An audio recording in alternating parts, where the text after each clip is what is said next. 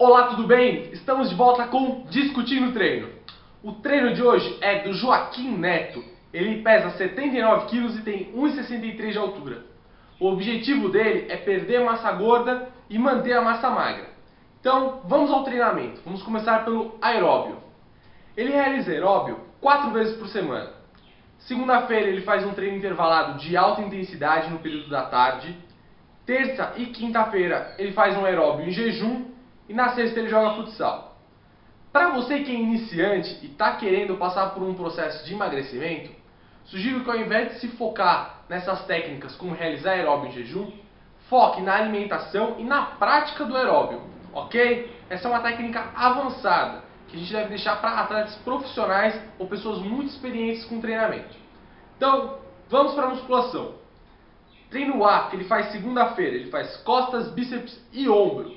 Ele faz 50 barras fixas, remada sentado, pulley supinado com rest pause. O que é o rest pause? Ele vai realizar o número de repetições prescritas, soltar o peso, descansar até 10 segundos e iniciar novamente fazendo mais quantas repetições ele conseguir. Essa é uma técnica de intensidade para levar a musculatura além da falha muscular e estimular o máximo possível ela. Ele faz uma rosca martelo concentrada e uma rosca alternada. Desenvolvimento com halteres, um bisete, elevação lateral para elevação frontal, um pec deck inverso e o encolhimento. Então, quais são as dicas desse treinamento? Normalmente eu não colocaria ombro junto com costas e bíceps, mas no caso da organização semanal do treinamento dele, isso pode ser algo interessante.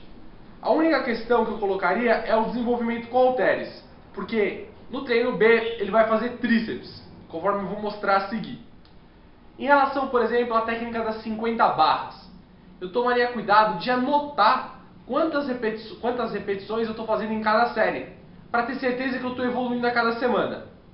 O mais importante é não se focar em fazer, por exemplo, uma repetição a mais em cada série. Mas se na primeira série, em uma semana você fez 10, na segunda série você fez 10, e na outra semana, na primeira você fez 10 e na outra você fez 9, talvez você não esteja tendo uma recuperação adequada. Isso pode sinalizar alguma coisa. Então é importante estar sempre progredindo, pelo menos em uma repetição em alguma das séries, ok? Em relação à técnica de intensidade, eu vou falar nos outros treinamentos. Treino B, ele faz tríceps testa, pulley supinado, bisete com pulley pronado. O que é isso? Ele faz um pulley com a pegada inversa, tríceps pulley com a pegada inversa, e em seguida, sem descanso, um tríceps pulley com a pegada pronada. Ele faz um tríceps corda com drop set. O que é o drop set? Você realiza um número de repetições prescritas, então 10 repetições. Reduz o peso de 20 a 30%, então vamos supor, você está fazendo com 100 kg, você reduz para 70 e faz mais quantas repetições conseguir. Ele faz panturrilha no Smith e dorsiflexão com halteres. Para quem não sabe, a dorsiflexão é o movimento contrário da panturrilha. Para fazer esse movimento, no caso, ele prende um halter entre os pés e faz esse movimento. Mostrando o lateral, imagina que o pé dele está aqui, ele vai fazer esse movimento.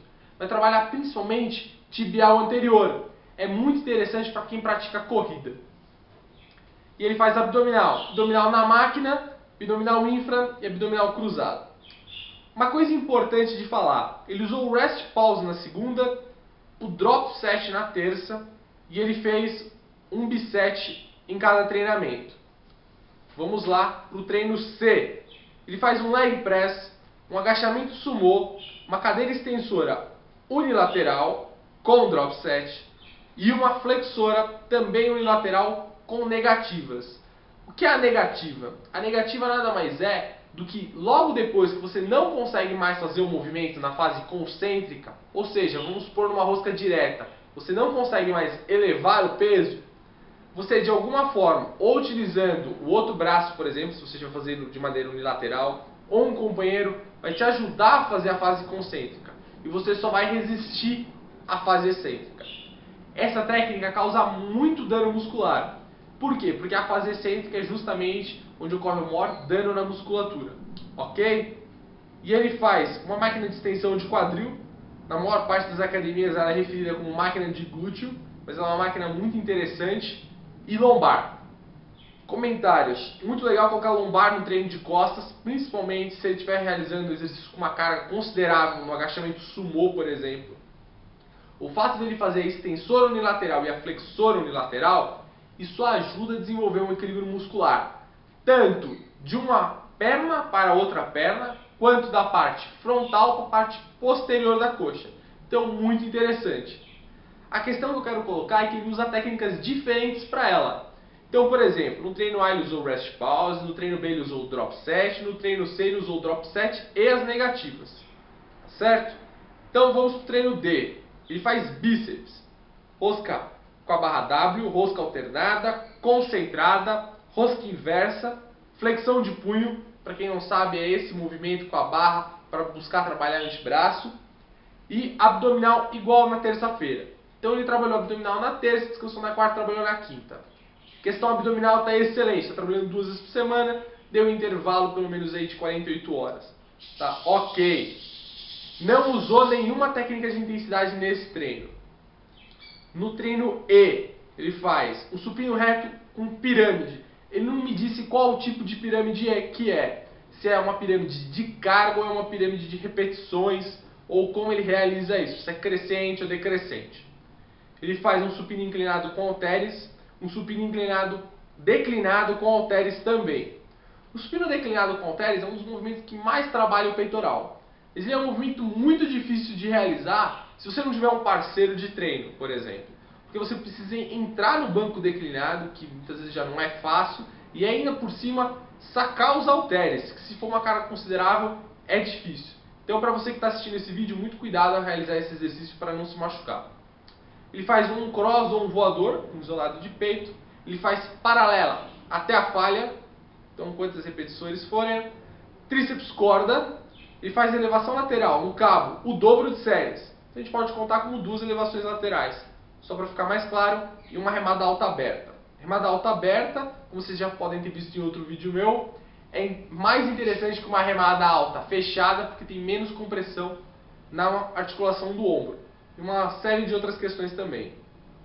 O que é importante falar desses treinamentos? O volume de cada treinamento está adequado. Ele faz ombro segunda e sexta. Por isso que no treino A, eu falei que treinar ombro com o treino A poderia ser legal até, porque está dando bastante tempo de intervalo. Que ele só precisaria tomar cuidado com o quê? Com o desenvolvimento no treino A, porque ele faz tríceps no treino B. Dependendo da execução, dependendo da carga, o tríceps acaba sendo muito solicitado.